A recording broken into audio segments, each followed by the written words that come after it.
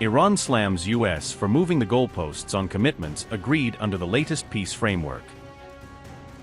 Iran fires back as Rubio questions provisions Tehran says are central to the June 17th understanding.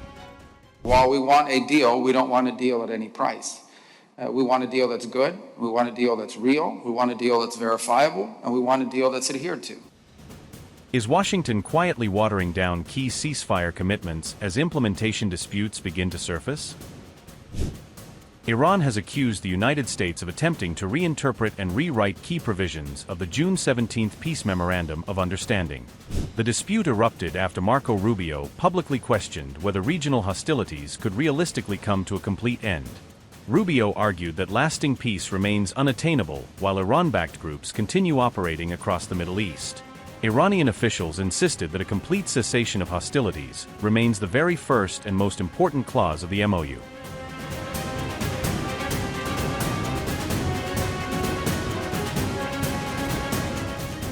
Iran's foreign ministry spokesman Esmail Baghaei said Tehran would not be deceived by what it sees as contradictory U.S. statements. Esmail Baghaei said, and I quote, "We can't have a peaceful region so long as American militarism and interventionism persist, and their occupying proxy continues, with absolute impunity. To inflict endless wars across the region and perpetrate genocide, terror violence, and every atrocities."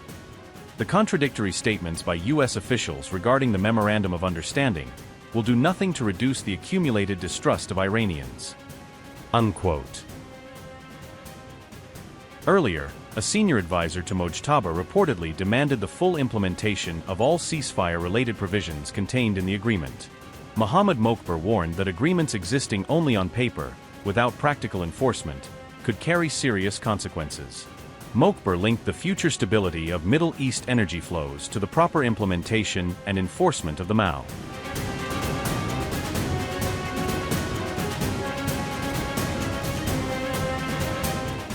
Speaking in Bahrain on June 25, Rubio said the United States remains committed to pursuing a broader agreement with Iran. The U.S. Secretary of State stressed that any final agreement must safeguard American security interests and regional partnerships. It's important to point to a couple of things that are a priority to us. For while we want a deal, we don't want a deal at any price. We want a deal that's good, we want a deal that's real, we want a deal that's verifiable, and we want a deal that's adhered to.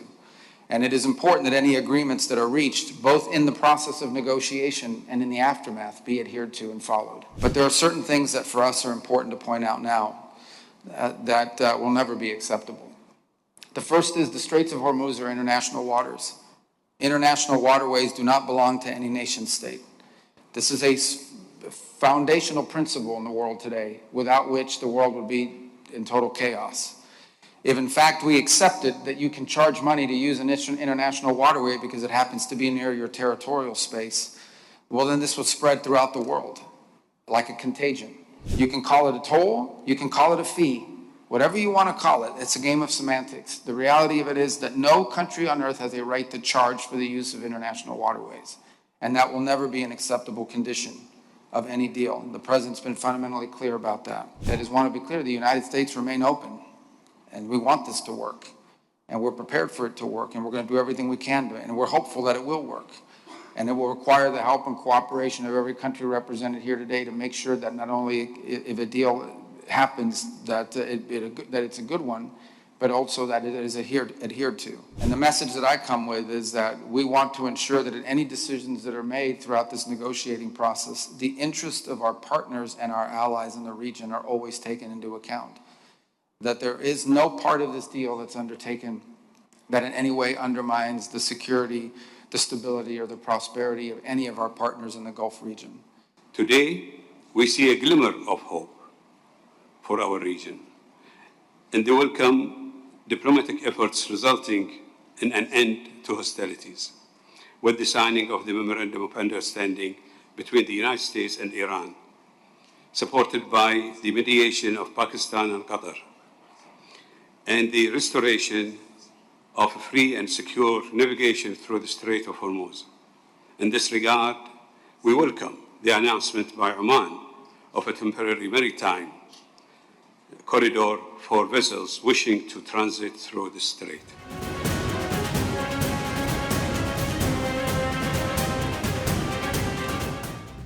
IRGC Navy warned ships to use only Iran-approved maritime routes while transiting the strategically vital Strait of Hormuz.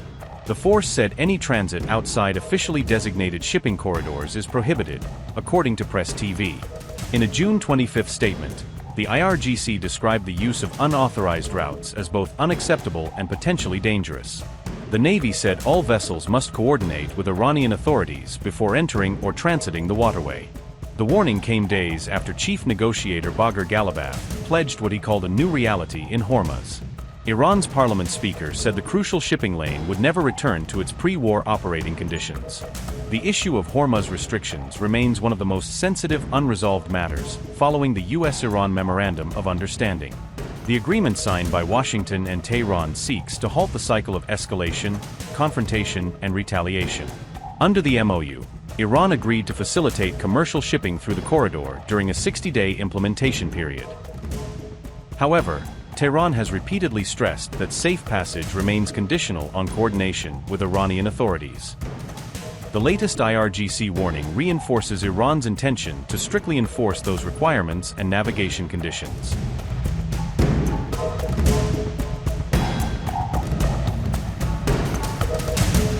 Iran has installed its heaviest ever offshore oil platform in the Persian Gulf, a move that underscores both its technical capacity and its determination to work around sanctions pressure.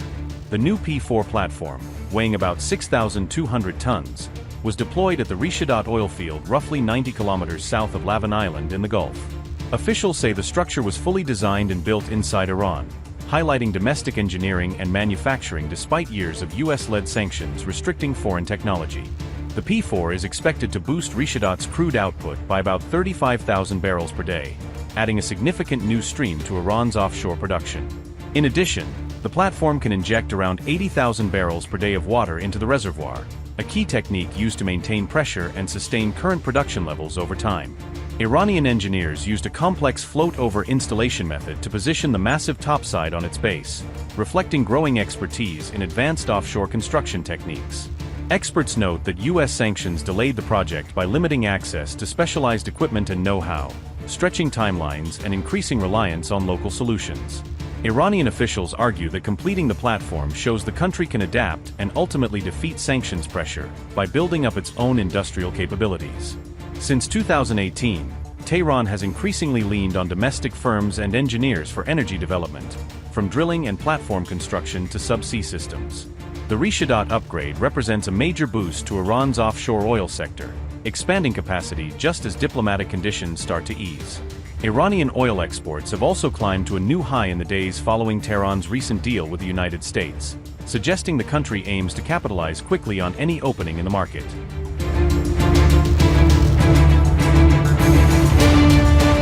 According to tanker trackers, Iran exported nearly 36 million barrels of crude oil within a span of only 6 days. Since June 15th, Tehran has reportedly accelerated shipments after Washington eased selected restrictions on Iranian oil exports. Another 36 million barrels of Iranian crude reportedly remain at sea, awaiting delivery to international buyers. The figures suggest Iran could rapidly ramp up exports if regional tensions continue to ease in the coming weeks. Iran's oil shipments had previously fallen to their lowest levels in 6 years amid the impact of America's Hormuz blockade.